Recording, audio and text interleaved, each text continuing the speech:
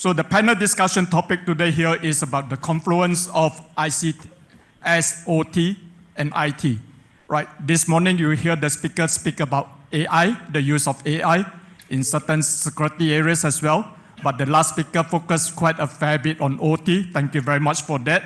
Right? So Confluence is good as the integration allows us to share data and analytics and help us to make management decisions better with the data that we collected.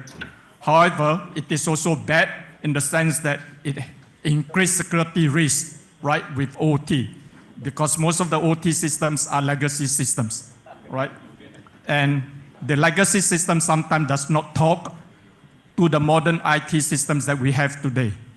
So I would then have the next 20 minutes open to the panelists to answer some of the questions that we may have. But if you need to know more, come and join my Masters in Cybersecurity program here in AIM.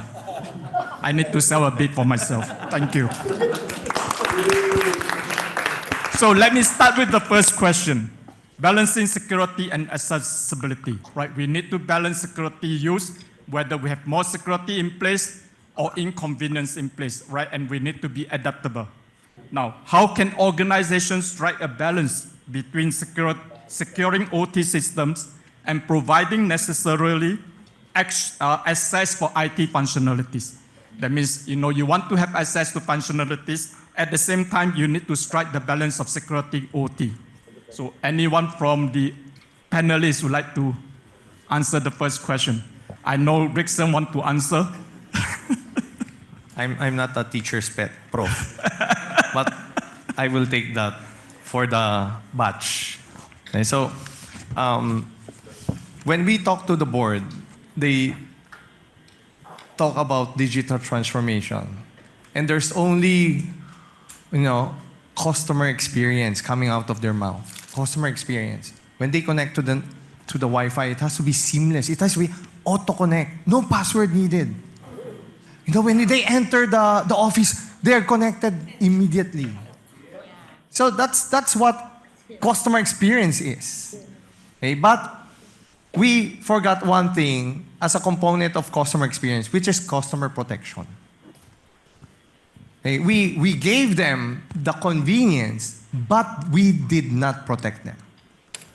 We did not do a dialogue with the customer that, are you okay if after a few seconds you get disconnected because your device has been taken over with? Are you okay with that? Of course they will say no. But you did not give them that dialogue or that opportunity to talk with you what they really need. So in short, the user experience is understanding user requirement and balancing user requirement with a mix of data privacy and data protection. That's why in some countries, they don't use the word Data Privacy Act. They use Data Protection Act. Because it's not about just privacy, it's about general protection, which is part of the customer experience. So understanding a combination and doing the sweet spot, balancing of both convenience and protection is actually an organizational and institutional responsibility. It cannot be a CISO decision. It cannot be a board decision only. It has to be an institutional decision.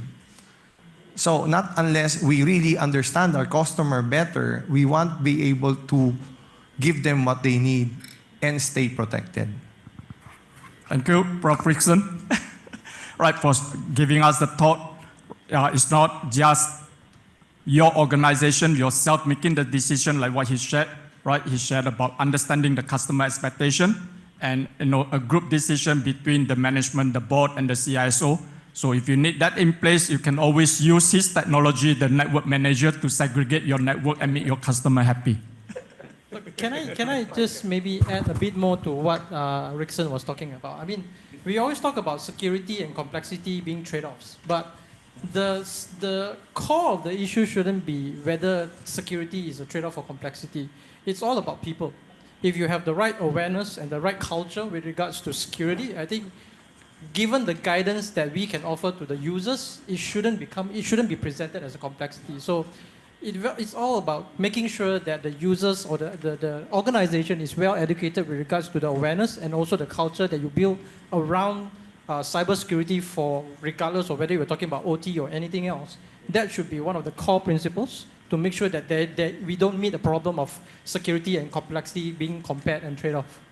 Right. That's just So user awareness is important, building the security mindset of the users, right? Instead of telling our users that you are the weakest link in the organization, we should try to train our users to think that they are the strongest defender of the organization. A more positive attitude to their culture, right? Okay, with that, I come to the second question on regulatory compliance. What can we do as early as now in preparation and anticipation of regulations and compliance about OT? Right, this morning we heard Atty.Elias talk about compliance and regulation requirements, so I think that he's the best person to answer this question, right? So first of all, all these discussions that are currently happening aren't being done behind the scenes. They're pretty much open. You can go to the Congress and the Senate websites and take a look at any of the bills that have been filed. And typically, the regulatory bodies will do a call for public consultation whenever they're thinking of coming up with some rules. And I also know that certain organizations, I think ISOC is one of them, but there are others which represent certain stakeholders who are engaged in cybersecurity are also being actively consulted. So you can do it personally, you can get involved through your organization, or you can just reach out to government. I know they're very open to receiving inputs, especially when I was in a legislative role. I noticed that the people in Congress and Senate actually are looking for resource persons, unpaid, no compensation. But they're actually looking for research persons who can help guide them in the drafting of legislation. So just contact your usually the committee in the Senate or in Congress, and send your comments through the Secretariat. So prepare for all these discussions ngayon pa lang, right now. They're going to happen, they're happening. And I think that cybersecurity bill that's being discussed is going to be filed soon. So I think that's how we can prepare best for now and participate in the drafting and consultation process. Thank you, Atty.Elias. Any member of the panelists has anything else to add to the statement? If not, Atty.Elias talked about addressing the issues internally within your organization as well, and reaching out to your network of friends like the people in ISOC, right, who has all those experience about setting up legislation or regulations within organization. If all else failed, if you have no other people to turn to him for free consulting.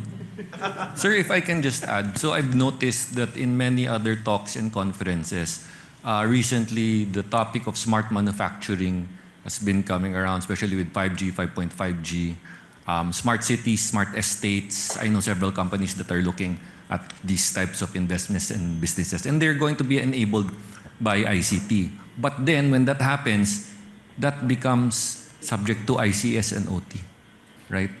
So at this point, looking at the legislation and policies, we have to keep in mind that potential use case, business case. Because if you just look at it from the current ICT perspective and IT perspective, you might not be able to create sufficiently responsive policy. Right, thank you very much. I have 3 more questions to go in the next 10 minutes. So let me jump to the next question on managing legacy systems, right? We heard about OT systems are legacy systems that have been built for probably more than 20 years, right? You don't see OT system replaced in less than 5 years like network systems that we have in the office where we call for tech refresh every 5 years, right? OT system, we don't call for tech refresh every 5 years. They have been around for 20 years. And these are legacy systems. So how can we ensure OT and IT convergence within an organization, right? And we heard the last speaker from Fortinet, Sir Nick, you talk about OT and IT convergence. Perhaps you can take these questions to you.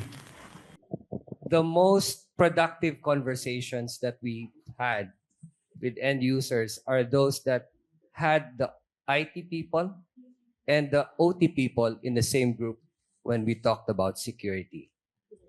Okay, once there's a convergence of these two, first they both need to understand what are the pain points of each. Number two, the OT people also need to accede, to the IT people that, hey, we're allowing your solutions to come into our realm.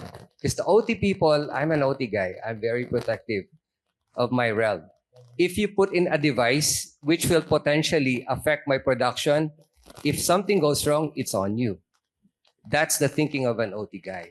So in that conversation, there should be, a sharing of thoughts. So everyone is in the same page. Now, as they embark into securing the OT, okay, the IT people, okay, here's the basics, the firewalls. So who's going to implement that? Okay, the OT guys don't know how to program firewalls. So it's the IT people. But do the IT people know the OT protocols that are there? It's the OT people who will say, hey, between this device and this system, these are the protocols that are going through. This is what you will allow and configure in the firewall. So for me, it's really, those two groups talking together, because if they don't talk, you'll just end up with an air gap organization, I would say. Yeah. So Right. Thank you. So it's very important for the IT and OT people to actually collaborate and converse with each other, right?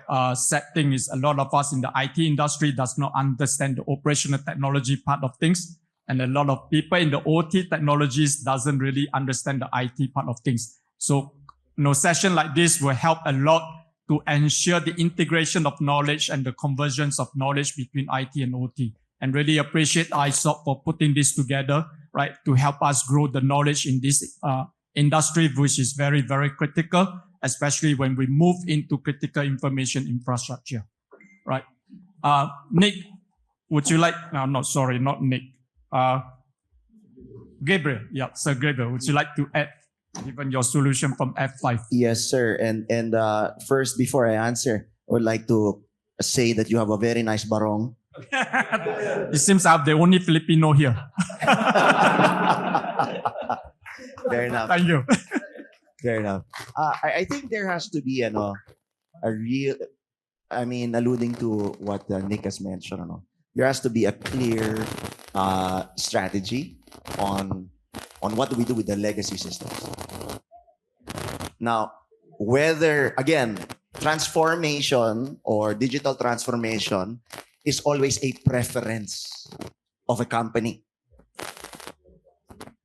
How many of us have seen customers? We talk to them about tech refreshing something, but they just want to extend it. So is there something wrong with it? That's their preference. Cannot force them. It's their money. It's their business. Now, with regards to, for example, technologies like SCADA, what do we want to do with it? Legacies. Now, once we have an understanding of what we want to do with it, then we collaborate on, okay, we want to change it. Then that's where I see IT practices, understanding how OT practices are done, and vice versa. So that because there may be similar principles done differently, but they're similar in the way they do things. Now, if, for example, you decide to leave legacy behind and go with modern, definitely there will be lots of IT stuff that needs to be considered and looked after. And that's why that conversation should happen. However, if, for example, you decide to stay with your legacy for X number of years, 5 more years, 10 more years, so it's up to you when do you want to have that conversation. You want to have it next year? Maybe we park it for now until such time. Ano? And well, that's my take on it, on dealing with legacy systems.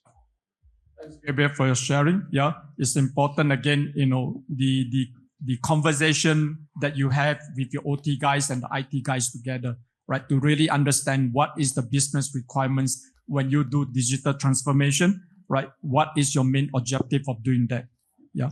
Now with that, I come to the next question on change management, right? As we digitalize, as we converge IT and OT together, the strategies, what are the strategies that we can employ to manage the cultural and organization changes? Because when you integrate OT and IT together, there is some changes that you need to put in place, the processes, the mindset of the people, right? So maybe we can hear from one of the panelists on the strategies that you recommend to employ to manage the cultural changes.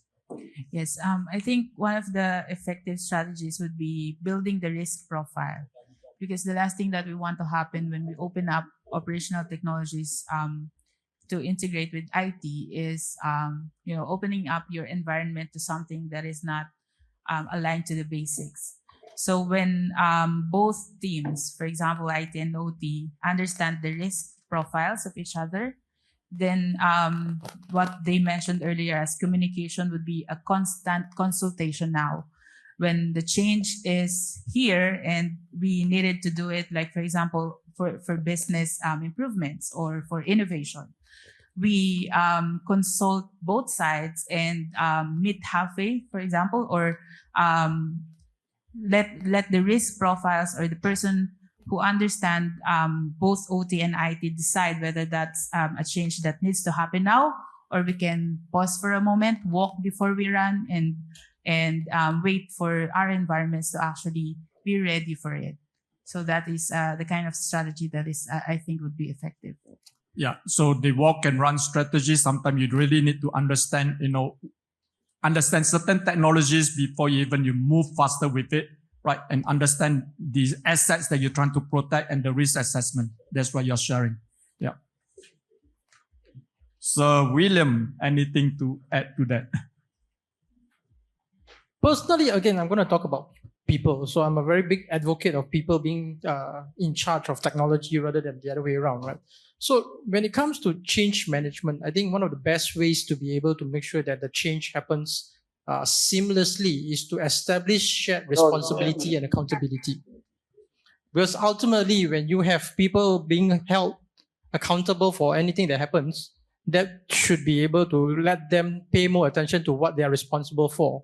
And once you have established this shared responsibility and accountability, especially from a high level within the organization, it's easier for you to trickle that down to the lower level to ensure that the integration between OT and IT can be done a lot more seamlessly, rather than keep having the argument between whether IT stepping into OT space or OT stepping into IT space. That shouldn't be a point of contention, but rather a point of shared responsibility. That's what I think. Thanks, William, for sharing the point on shared responsibility, right? We need to establish accountability, like what you said, and responsibility, and also bear in mind that we can assign tasks to our people, but we can never assign responsibility or accountability, right? You can assign tasks, but the accountability and the responsibility still remains with you, right? So you need to have the shared mindset, right? Thanks. Now, the last question for the panel. On future trend, what future technologies and trend might impact the convergence of OT and IT, and how should organization prepare for them? So there's two questions, right? What is the future technologies that will impact the convergence of OT and IT, and how do organizations prepare for them? I have one idea, Prof, and that's 5.5G or 5G advanced, depends how you want to address it. In fact, HUAWEI has already announced 3 areas where we're doing pilot tests, and we're going to have several dozen sites around the world doing 5.5G, getting 3 to 5 Gbps average speeds. Now apply that to a smart manufacturing scenario, and you'll be able to see that it's going to really be transformative in how it will change how we make things, how we build things. Thank you. So Ricson? So the 5.5G is part of a bigger category of technology. No? So we call them exponential technology. So which includes quantum computing and all the other autonomous devices and all these. No? So these are no new categories. They graduated from emerging technologies because the emerging technologies have emerged already. Now they're into the exponential stage, wherein the capability of companies will be exponentially increased on each investment of these technologies. So imagine if you applied 5G and you applied it first, your competitors would be like how many years away? So the point here is, how do we now protect and strategize and prepare for exponential technologies?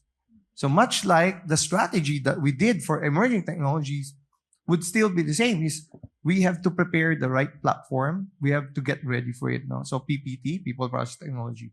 So it is something that you were not trained in school for. It's something that we were not trained to be ready for. What is important is we have to have the culture of failing fast, learning faster, and recovering the fastest. So with that strategy, you will be able to be light years away against your competitors. And that is the name of the game now. Thank you. William, anything to share? I think if we look at it from a cyber perspective, the one trend that I'm hopeful that we don't see it, but it may happen, because the thing is right now we see a gap in terms of cyber skills. With the confluence or the convergence of IT and OT, that gap is going to get bigger, because let's face it, we are all in cyber. How much do we know about OT? We don't. How much do we know about OT security? That's even less than what we don't know about OT, right? So if this as we move along this convergence, we're going to see more and more a bigger gap with regards to cyber, especially when we start to integrate the security operations, especially. So that's where I think we will start to see some impact. Okay, I just let the lady, Linette, from the panelists to provide your input before I throw it up to the floor, if it's okay with the two gentlemen there. Sorry. Okay, sure.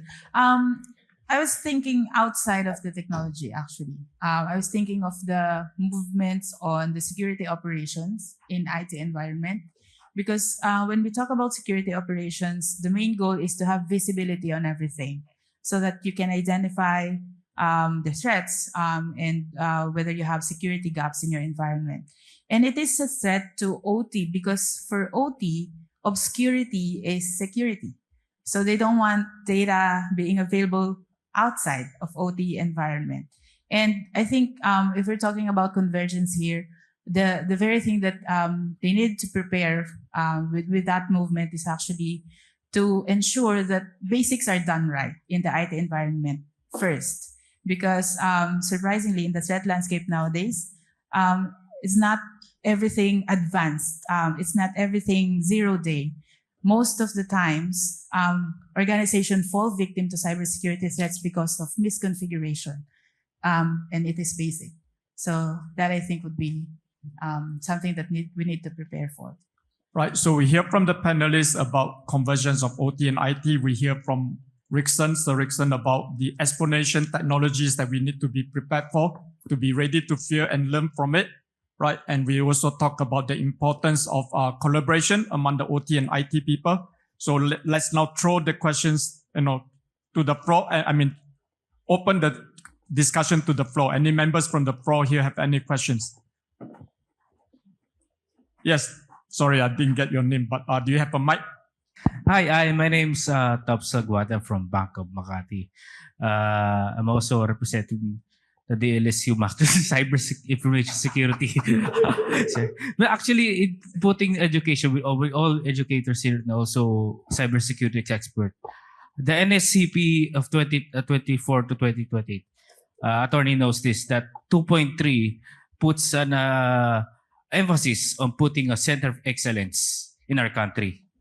Now, with this confluence of IT and OT, what do you think will be the change? Because I'm seeing it will be affecting our engineers on their curriculum. If given a chance that you'll be asked by the government, we need a curriculum here that will put support for both IT and OT. What are your suggestions or key inputs? Anyone from the panel? Well, first of all, I know that the ICT Literacy Development Bureau is already working on a Philippine skills framework for digital skills. And I'm not sure as to whether it will include, but I assume that it will include cybersecurity for the curriculum. But for the OT and ICS specifically, I don't know. So maybe it's something that an industry association like ISOG can suggest. And maybe, sir, you can spearhead. Oh, I'm not an engineer, but Actually, but there's a OT. also IE, right? Actually, there's an OT competency framework that was developed in Singapore, right? So come to my class, you will get it for free. I'll cross over to your class. You talk about capabilities development. In my class, I actually cover CPS, Cyber Physical Systems. And we had a long discussion on CPS. Some of my students are here, they can attest to it. Anyone from the panel? I just want to add, no? So the Philippine Skills Framework for Software Development and Cybersecurity has concluded. They're just ironing it out for publishing. So it has been concluded last March, started November, and then ended March. So they adopted the My Skills Framework of Singapore, which is preparing Singapore for digital skills of all Singaporeans. They had a blueprint on that. And we're just getting that part of software development and cybersecurity for now. But the other areas like games development and all, they're picking up. It's just that the OT demand for OT skills and that career path is not yet here. That's why we have other skills that needs to be done now, like digital skills in multimedia, and all these should be defined now. But these would probably later on catch up because these would be emerging technology skills that would be expected 3 to 5 years from now. So that's very good that you're already talking about it. But what's really important now is the government still working on the backlog of other digital skills they should prepare for the skills framework. So we'll give it to them. But at the moment that, you have already transferred to AIM and attended the class of professor, you will be able to contribute much to the skills framework later on. No? So you might even be a subject matter expert. So we welcome you to that. I'll ask Marnel. Anyway, for those who want to have a copy of the OT competency framework from Singapore, do let me know. I can send the link to you guys anyway. Right? I believe cybersecurity is a team sport. Right? We need to work as a team. Right? So to be fair, actually, Singapore started the skill framework looking at IT, right? The OT competency framework was only started just before COVID, right? So you need to learn to walk, like what Linette was sharing. You need to learn to walk before you run, right? So our focus in Singapore today is very OT oriented, but you can learn, from the others, right? And jumpstart your skill transformation. And that's where you will be more important or more well demanded when the skills is demanded in the years to come. Yeah. You let Rookie ask the question now. Yeah, Rookie, sorry. No worries. For that, I'll give you a glass of whiskey later. Oh, wow. I'm good with that one. I'm Rookie Nagtalan from Alegria Capital Partners. So we have been discussing whether it is a boon or a bane to have the confluence of both IT and OT. I will extend it a little bit by splitting the executive and the administrative. We speak on this level about CIO, CISO. We're administrative because we report to the board of directors, and if you're lucky, they understand IT. But in the most case, they don't. So all of those being represented here are the technologies that we want applied. Now, operationally, capturing the data and having that information secured is now the confluence that we're looking for. So my question is, how do you now marry so that the confluence would not be a bane, but rather a boon? Anyone? It's time to say your solution. I'll give it a shot. I think it's absolutely a fantastic question.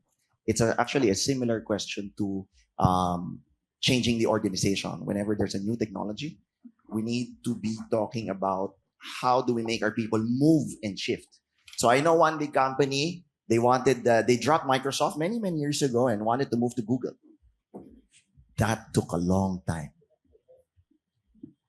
That took a very long time because the organizational changes, especially for bigger ships, bigger enterprises, you're going to have to steer much slower than if you were a nimble, small company. Now, having said that, I really think that as the the administrative teams should be able to really educate stakeholders, the board of directors, meaning make them attend this session.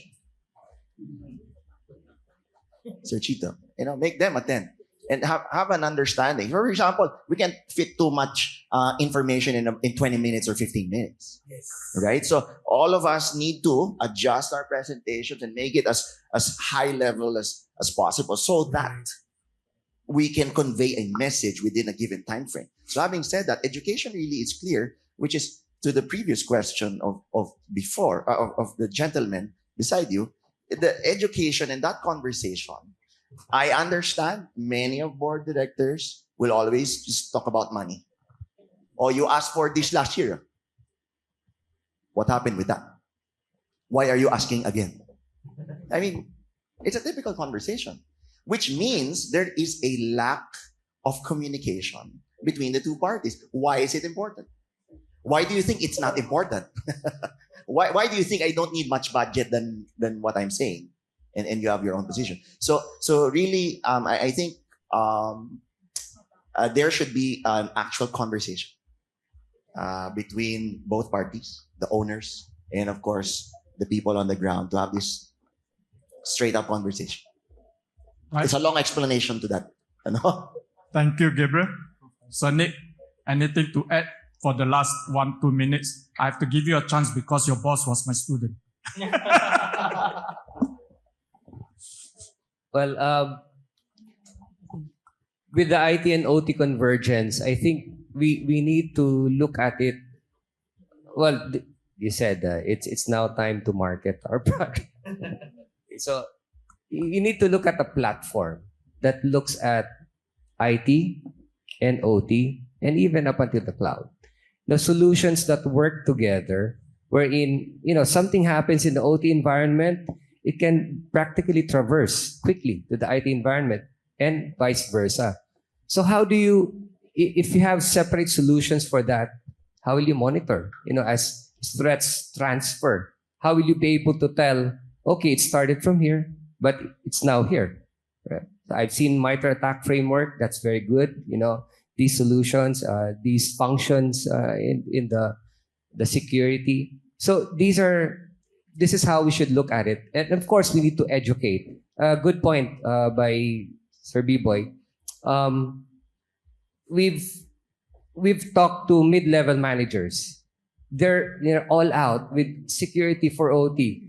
But their problem is, Nick, help us because we could not explain properly to our management. They won't give us the budget. So what we did was, they brought us to a meeting and high-level meeting with their management. And after that, they did not have to worry about budget anymore. Simply because, the management understood. So it's true that, we need to educate. And I would like to, hats off to this organization. I hope there will be more C-level people who will be attending this for them to understand what's really going on.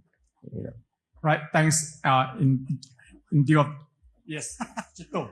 I can't say no to him because he's paying for the conference here, right? No. So indirectly, he's paying for my revenue. Anyway, just one very specific question, and it's a very simple question, and I'd like to take it up based on the topic title that we have for today. The confluence of ICS or OT and IT, is it a boon or bane?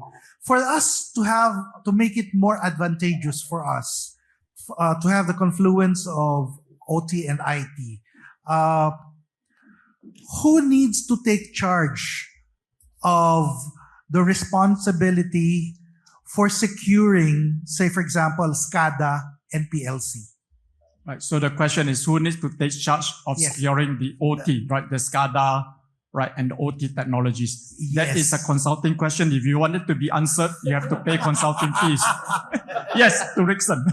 So I'll also get a glass of whiskey, Prof, later. So the answer is very simple. Who owns the process? The process owner is the best person in the whole organization to determine what's really best for the process and the data that comes along with the process.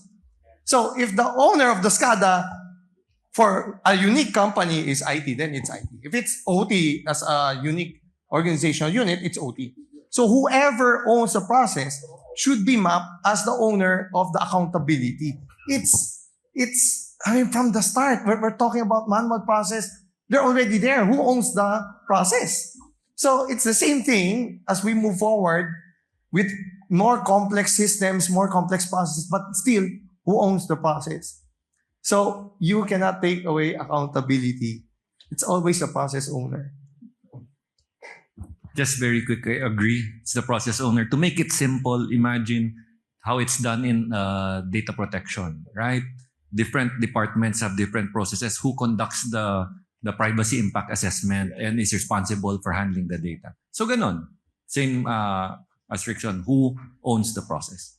Right. So if your process owners don't take the responsibility, sorry, go ahead. Judge, I'd like to add, I've seen an organization form a team with IT practitioners and OT practitioners. And they named it like IT OT security team. So that team understands the pain points of both. So they take responsibility for whatever happens in both IT and OT. Okay, there's no finger pointing anymore because that's the team that you need to talk to. So I don't know if you guys want to adapt that, but that's what we've seen. That works. If I may put my take on it as well, and I agree with all the gentlemen's position. In fact, I was before you answered, I was going to say the same thing. I think, ladies and gentlemen, dear friends, we are in 2024. What that means is a lot of things have changed already. And that is why in my section, the last part there was all about collaboration. What that means is being able to put in people, maybe create a separate group, if not an ad hoc group that knows something about that something. Because I agree, for us in the IT, the one who owns the application, he should be accountable for it. That's what it is.